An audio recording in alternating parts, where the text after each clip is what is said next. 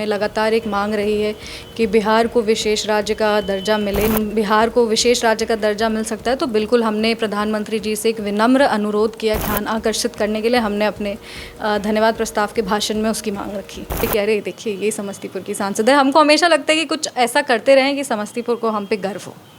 पहले ही जो सत्र में आपने अपना अभिभाषण कहा उसमें आपने विशेष राज्य की मांग की है।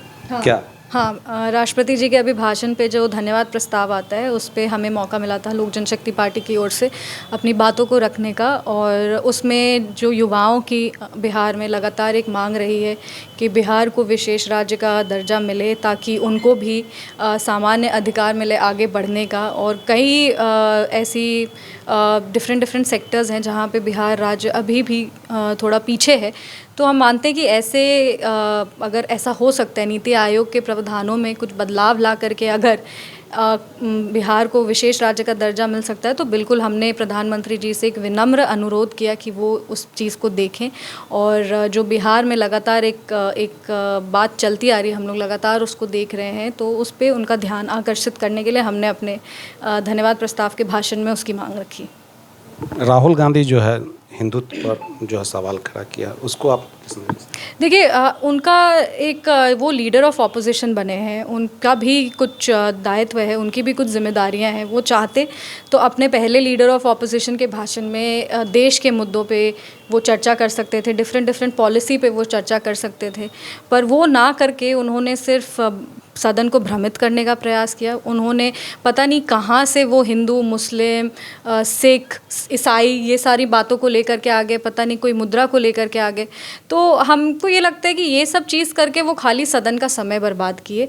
अगर उसके अलावा वो 90 मिनट में अगर पॉलिसी डिस्कशन करते, उनको 90 मिनट मिला था अपना बात रखने के लिए, उसमें वो अगर राष्ट्रपति जी के अभिभाषण पे बोलते, अगर वो देश के मुद्दों को उठाते तो ज़्यादा बेहतर रहता। उसके बाद जब प्रधानमंत्री जी अपना धन्यवाद प्रस्ताव में भाषण दे रहे थे, धन्यवाद प्रस्ताव के लिए, तो उन लोगों ने हल्ला हंगामा, जब वो दे रहे थे तो हम सब शांति से सुने, उनकी पूरी बातों को हमने ख़त्म होने के लिए दिया, पर जब प्रधानमंत्री जी बोलने लगे तो उन्होंने हल्ला हंगामा कर दिया। इतना हंगामा हुआ, पर तब भी हम मानते हैं कि हमारे प्रधानमंत्री जी बहुत मजबूत हैं, संकल्पित हैं विकसित भारत और अखंड भारत और आत्मनिर्भर भारत की ओर। इसीलिए कोई भी कितना भी भारी आवाज़ हो, सत्य की आवाज़ को दबा नहीं सकता। पर तब भी हमें लगता है कि नहीं, जो ऑपोजिशन है उसको थोड़ा और मैच्योरिटी से एक्ट करना चाहिए, और जो फर्स्ट टाइमर्स है उनके लिए सीखने, मतलब समय बर्बाद करने से कुछ नहीं किसी को मिलेगा। जब आप जैसे जो मोशन भी एडजर्न हो गया, तो उसमें जो पूरा दिन वो हमारा बर्बाद, ना विपक्ष को कुछ बोलने का मौका मिला, ना पक्ष को कुछ बोलने का मौका मिला।